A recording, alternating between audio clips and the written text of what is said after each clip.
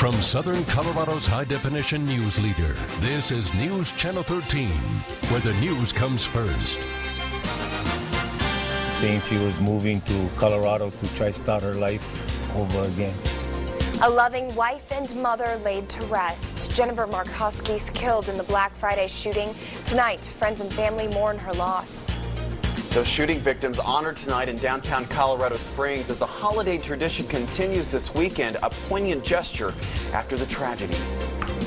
And the snow has moved out, the cold temperatures have moved in, and I've got some good news for your Sunday. Stick around. Good evening and thanks for joining us. I'm Greg Miller. And I'm Dana Clemens. Today, the Colorado Springs community came together to remember one of the victims from the Black Friday shooting. And Jennifer Markowski was laid to rest at Holy Theophany Orthodox Church in Colorado Springs. She was surrounded by hundreds of family members and friends. New at 10, KRDO News Channel 13's Angelica Lombardi shows us how Markowski was remembered. Angelica. Greg and Dana, you could tell just how many lives she impacted by the amount of people who were there today honoring her. Family members and friends say goodbye to Jennifer Markowski.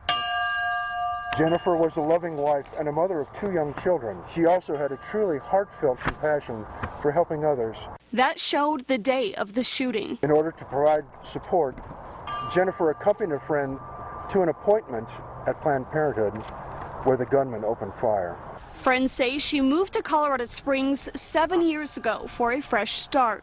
I used to talk to her all the time in the front about daily life, and she was raising a son at the same time and saying she was moving to Colorado to try to start her life over again. Now, as she enters her new life, the community continues to heal. You want to make sure that your community is defined not by tragedy, but how you respond to tragedy. And that's the process we're going through now. It's the support from the community Jennifer's family says is keeping them, Colorado Springs, strong. Even though nothing can bring Jennifer back, we are so grateful for your generous donations.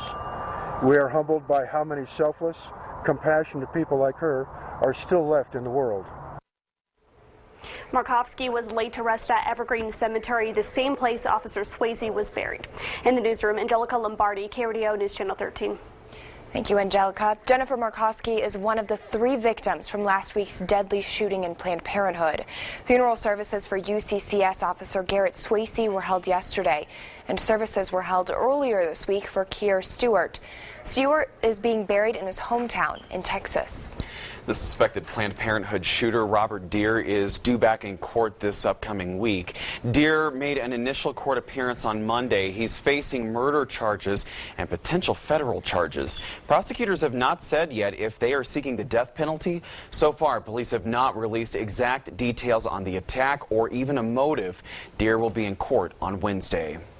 Well, Colorado Springs groups took a stand today in support of victims and Planned Parenthood. They say they wanted to send a message of solidarity. KRDO News Channel 13's Michaelia White was there. We are still backing our Planned Parenthood and just waiting for them to open up again. People driving down Centennial Boulevard on Saturday past last Friday's crime scene were bound to see this group. Planned Parenthood supporters of all ages came to stand alongside each other. Oh, I think it's wonderful. It's exciting. They chose today because it's 1 week after the Colorado Springs shootings on our Planned Parenthood. Some saying it's because they know firsthand what it's like to need its services. We used birth control until we were ready, and they were the ones who helped pay for that because it was expensive when you're young and poor. The group says the goal of the event is to stand in solidarity and promote peace. They say they also want to honor the victims of the Black Friday shooting. My heart goes out to the victims, to their families. It just goes out to the people who survived that but have to live with that trauma. And those who support our community daily. They're courageous people. They are risking their safety to provide these much needed health services. In Colorado Springs, Michaelia White, KRDO News Channel 13. In total, the Planned Parenthood of Colorado Springs support group has about 800 members. The annual Festival of Lights parade downtown tonight included a special tribute for the shooting victims. Banners of the 3 shooting victims were carried down the street. The tribute also included UCCS officers, staff, and students. Mayor John Suthers and Police Chief Pete Carey also took part.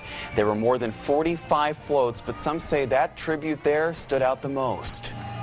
Absolutely. A great place to do it with all the community here. An estimated 60,000 people attended the parade. For more coverage, you can visit our website at krdo.com. Neighbors say they're proud of the way police handled the barricade situation in eastern El Paso County today. It happened in the 1300 block of 8th Street in Calhan just after 10 o'clock this morning. Police have a job to do, and they did a great job today. That's a neighbor commenting on the situation after his neighbor barricaded himself inside his home. Police and the El Paso County Sheriff's Office had to talk the man out. The man did end up giving himself up and was taken into custody without incident. He has not been identified, but faces misdemeanor charges. Police took several weapons from inside the home. No word yet on what led the man to barricade himself inside. Now for a check of the forecast, some wet streets are getting icy as the temperatures drive tonight. Sure are. Storm Tracker 13's Mike Everett is tracking those cold conditions tonight. Hi, Mike.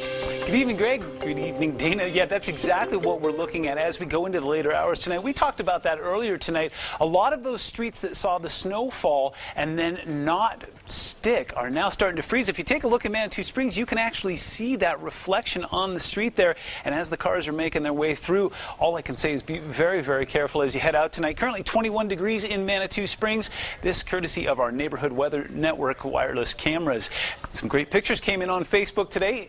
Pine cones covered with ice. Yeah, there's going to be a lot more of that ice forming tonight. But every time we have weather like this, it's not all bad news. These folks took advantage of it for sure. 28 right now up at the airport in Colorado Springs, at 31 in Pueblo. A lot of spots still not below the freezing mark, but we will be getting there tonight. The other thing I want to tell you about is all of that precipitation, whether it was snow or rain, has now moved out of the area. There were just some little scant bits of it there in the southeast. That's now moved out. Colorado Springs, Pueblo, all the way out into the plains. We're looking good. Now lows tonight, yeah, they're going to get into the teens. It's going to get very cold in a lot of spots tonight, but I've got some really good news for your Sunday, so stick around. You're going to want to hear about this. Greg and Dana, back to you. All right, Mike, thank you so much. Well, a fire broke out at a Colorado Springs apartment earlier this afternoon. It happened around 1:30 at an apartment complex off of University Drive near East Pikes Peak Avenue and Academy. So far, the fire department has not released details on what caused the fire, but there were no major injuries reported.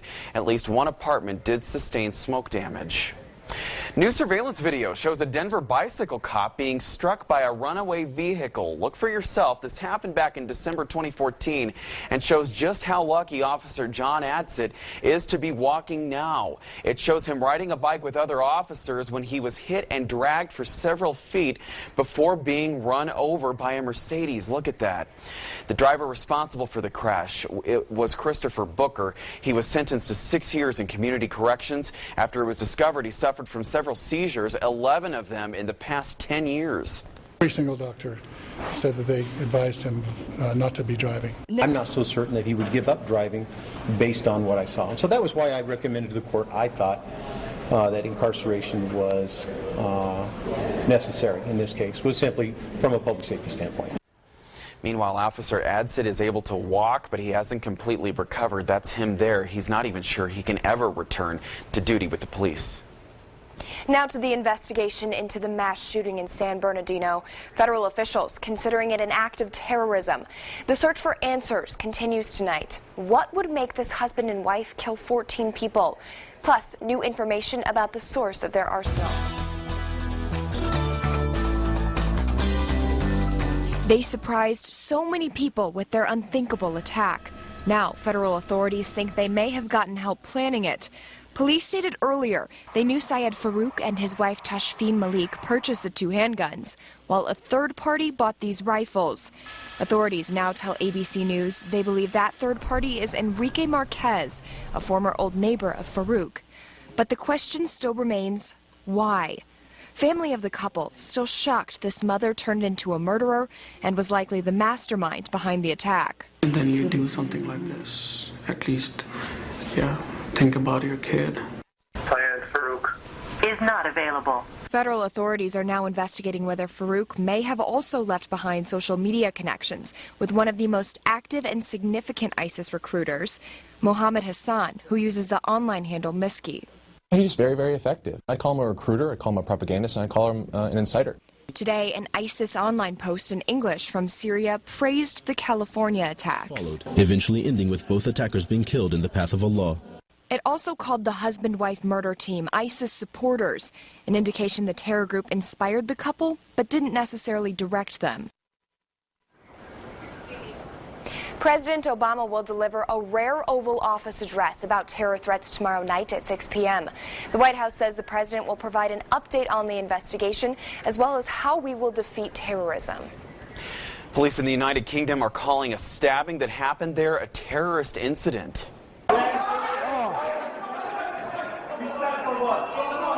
Scotland Yard said it happened at an underground transportation station. One person was seriously hurt in the incident. 2 others suffered minor injuries. Another person has been arrested, but the name has not been released of that person, and authorities also won't say why they are calling this a terror-related incident. New video tonight of a sunken ship in South America that could hold millions of dollars worth of jewels and gold. This is a Spanish galleon that sunk more than 300 years ago. The San Jose went down while trying to run a fleet of British warships in 1708. It's believed to be carrying a large cargo of gold, silver coins, and even emeralds worth up to $1 billion. No timetable has been given for recovering the wreckage or its artifacts, but a museum will be built to showcase the ship's treasure. Did you know that you can get your weather 24 hours a day, 7 days a week with our KRDO.com app? You can get your video forecast, interactive radar, and current conditions on your phone, or you can just stick around. I'll have your full forecast in just a moment.